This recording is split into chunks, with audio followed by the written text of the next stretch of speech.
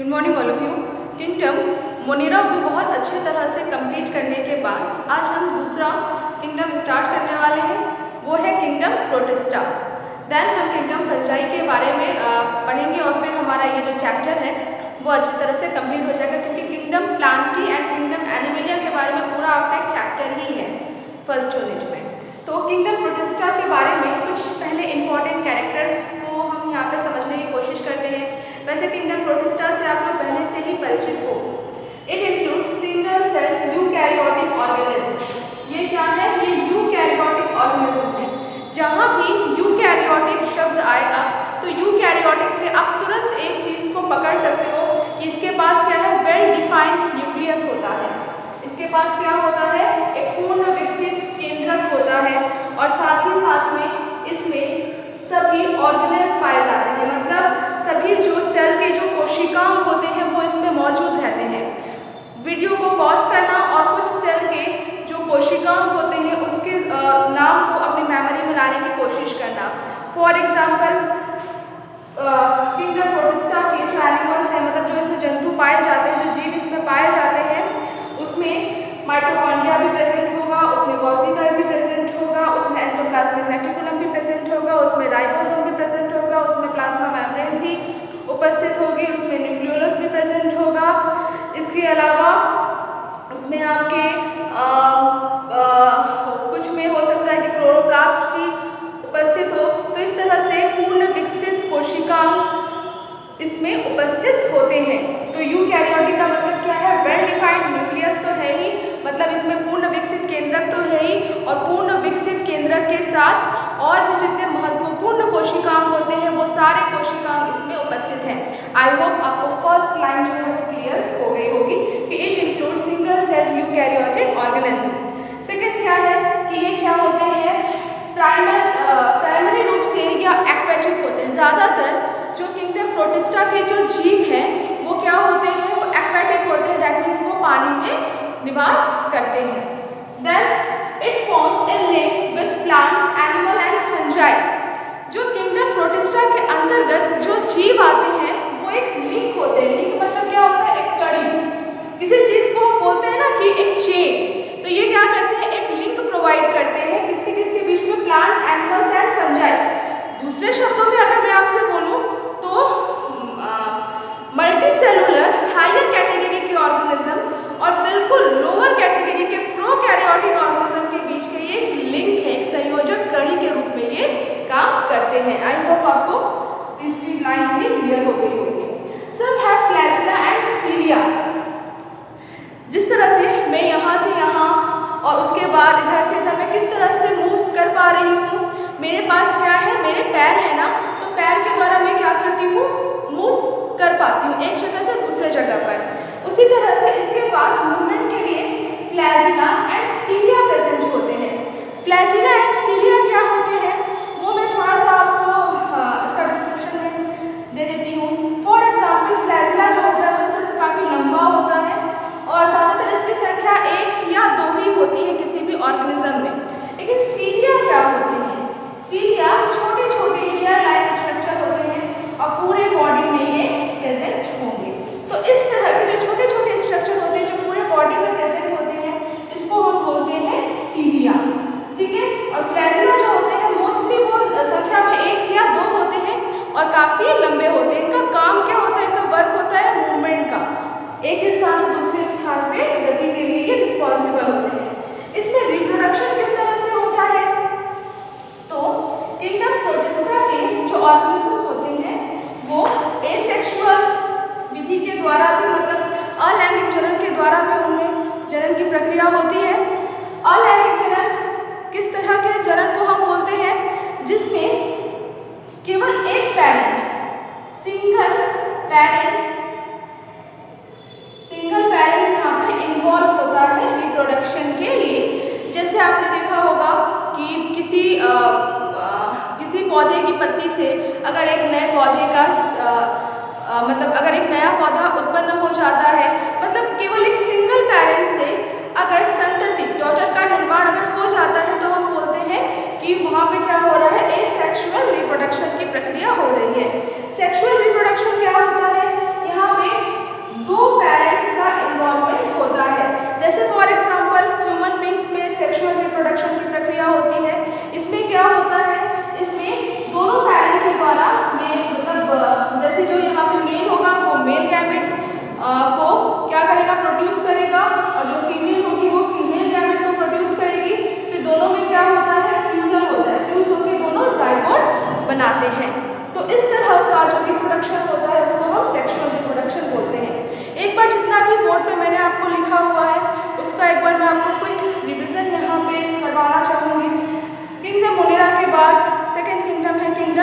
Protista. Kingdom protista में किस तरह के जीव आते हैं? तो इसमें सिंगल सेल यूकैरियोटिक ऑर्गेनिज्म वाले जीवों को रखा गया है। यूकैरियोटिक सेल से आप भली भांति परिचित होंगे। यूकैरियोटिक का मतलब क्या होता है कि पूर्ण विकसित कोशिका और पूर्ण विकसित केंद्रक युक्त जो कोशिका होती है उसको यूकैरियोटिक बोलते हैं। इसमें पाए जाने वाले अधिकांश जो ऑर्गेनिज्म होते हैं वो एक्वेटिक होते हैं, दैट मीन्स वो पानी में रहते हैं। और किंगडम प्रोटिस्टा एक तरह से लिंक है। लिंक किसके बीच में है? हायर श्रेणी के मल्टीसेलुलर ऑर्गेनिज्म और बिल्कुल लोअर प्रोकैरियोटिक के बीच में। दैट मीन्स एक तरफ किंगडम मोनेरा है और किंगडम प्रोटिस्टा के बाद एक तरफ है फंजाई, एनिमेलिया एंड प्लांटी। तो किंगडम प्रोटिस्टा बीच में है, तो आप समझ सकते हो कि वो एक लिंक का काम करता है, जोड़ने का काम करता है। इनके पास, कुछ के पास, सभी के पास नहीं, यहाँ पर सब लिखा हुआ है, तो कुछ के पास क्या होता है? फ्लैजिला एंड सीलिया मौजूद होता है।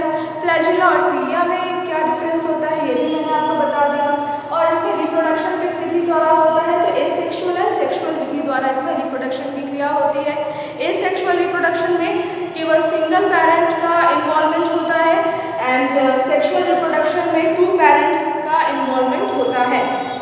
अब मैं आपको किंगडम प्रोटिस्टा को फिर फर्दर कितने और ज़्यादा इसमें डिविजन्स को किए गए हैं, मतलब और ज़्यादा इसको कितने क्लासेस में बांटा गया है, उसको मैं आपको अभी पढ़ाने वाला हूँ। Kingdom protista. किंगडम प्रोटिस्टा को हम 5 डिफरेंट क्लासेस में हम इसको क्या करते हैं? अलग अलग करते हैं। पहला है क्राइसोफाइटा, ये क्या है? क्राइसोफाइटा। दूसरा है डायनोफ्लैजिलेट्स। तीसरा है यूग्लिनॉइड। चौथा है स्लाइम मोल्ड्स। पांचवा है प्रोटोजोअन्स। इसको आपको इसी क्रम में याद रखना है। एक तरह से देखो तो आपको क्रम में याद भी रहेगा क्योंकि ये अल्फाबेटिक क्रम में है। अल्फाबेटिक क्रम मतलब जैसे आप पढ़ते हो ना ABCD, उसी क्रम में है। तो देखो पहले C D E, ठीक है? C for Chrysophyta, D for dinoflagellate, E for euglenoid और फिर स्लाइम मोल्ड और प्रोटोजोअन्स आपको अलग से याद रखना। मतलब SP आप याद रखना कि पुलिस अधीक्षक जो होता है उसका SP होता है। मतलब जो भी आप ट्रिक बना सको, बायोमेट्रिक बहुत काम की होती है। मैं आपको बीच में पढ़ाते पढ़ाते मैं आपको ट्रिक्स बताऊंगी भी। तो सबसे पहले बात करते हैं हम क्राइसोफाइटा की। वैसे इसके बारे में मैं आपको मतलब इसको शॉर्ट नोट्स भी मैं आपको बोर्ड पे लिख के भी मैं आपको समझाने वाली हूँ। लेकिन क्राइसोफाइटा होते क्या है?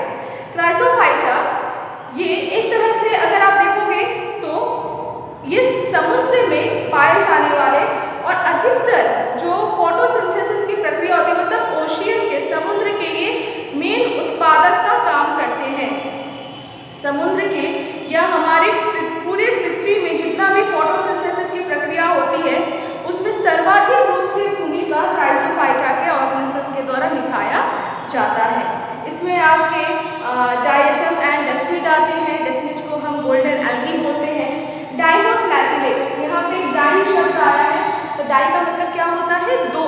मतलब इसके अंतर्गत जो ऑर्गेनिज्म होते हैं उसमें 2 फ्लैजिला पाए जाते हैं। डाई मतलब 2 और फ्लैजिलेट्स का मतलब है फ्लैजिला। यूग्लिनॉइड्स, जो यूग्लिनॉइड होते हैं उसमें यूग्लिना पाया जाता है। और अगर मैं आपको बताऊं तो जो यूग्लिना है वो एक तरह से उसको बोला जाता है कि ये पादप मतलब पौधे जो प्लांट और एनिमल के बीच की संयोजक कड़ी है। क्यों ऐसा बोला जाता है? क्योंकि यूग्लिनॉइड के अंतर्गत जो यूग्लिना ऑर्गेनिज्म पाया जाता है, वो जो यूग्लिना होता है वो जब सूर्य का प्रकाश उपस्थित होता है तो सूर्य के प्रकाश की उपस्थिति में वो फोटोसिंथेसिस की प्रक्रिया करता है और भोजन का निर्माण वो उसके द्वारा किया जाता है। लेकिन जब सूर्य का प्रकाश उपस्थित नहीं होता है तो यूग्लिना जो होता है वो एनिमल की तरह बिहेव करने लगता है। और जिस तरह से एनिमल जो होते हैं वो दूसरे जीवों से अपने भोजन की प्राप्ति करते हैं, ये भी उस तरह का बिहेव करने लगता है। मतलब इसमें प्लांट और एनिमल दोनों की तरह ये बिहेव कर सकते हैं। ठीक। स्लाइम मोल्ड्स जो होते हैं वो सैप्रोफाइट्स होते हैं। सैप्रोफाइट्स, स्लाइम मोल्ड्स जो होते हैं वो सैप्रोफाइट्स होते हैं। हिंदी में सैप्रोफाइट्स को क्या बोलते हैं? हिंदी में सैप्रोफाइट कार्बनिक पदार्थों से अपने भोजन को प्राप्त करने वाले जीव को हम बोलते हैं सैप्रोफाइट। इस तरह से पैरासाइट किसको बोलते हैं, जो परजीवी, पैरासाइट को हिंदी में हम परजीवी बोलते हैं।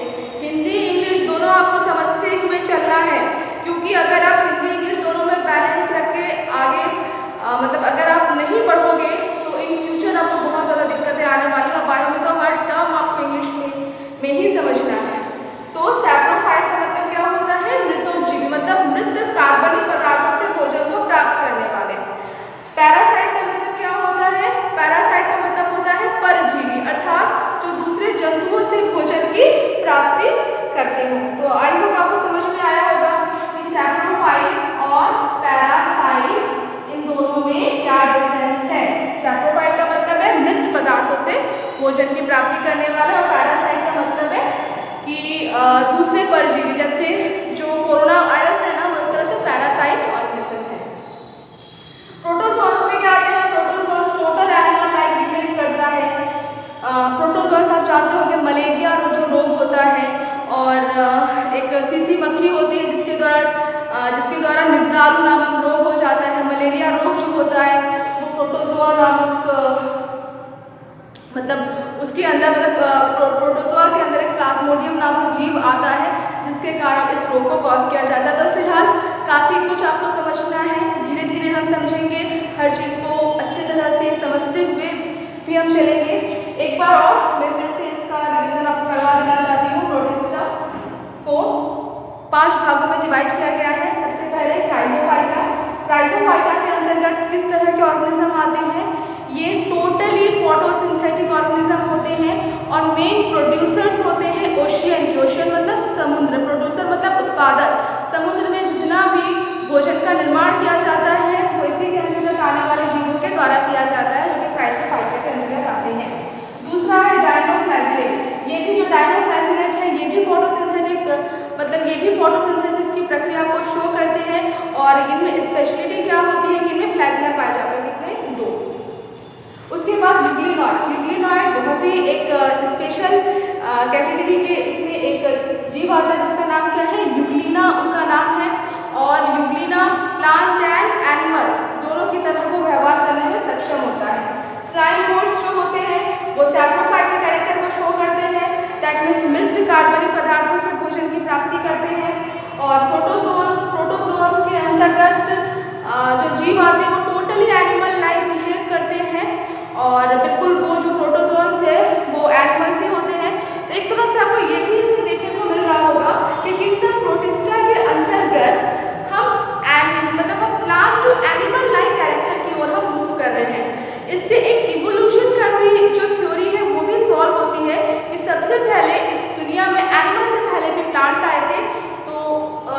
तो इसके द्वारा मतलब हमको क्या समझने को मिलता है कि प्रोटिस्टा में जिस तरह से इसके जीवों को वर्गीकृत किया गया है वो एक तरह से इवोल्यूशन को भी दिखाता है कि एनिमल्स पहले नहीं आए हैं, पहले प्लांट्स आए हैं और प्लांट से फिर एनिमल्स आए हैं। आई होप आपको क्लास इंटरेस्टिंग लगी होगी और समझ में आया होगा। प्लीज़ अपने आप लोग डाउट्स पूछना, क्योंकि अगर आप लोग डाउट पूछते हो तो दैट मीन्स आप लोग रेगुलर पढ़ाई करते हो। अगर डाउट नहीं होता तो आप लोग पढ़ाई नहीं करते हैं। ठीक है।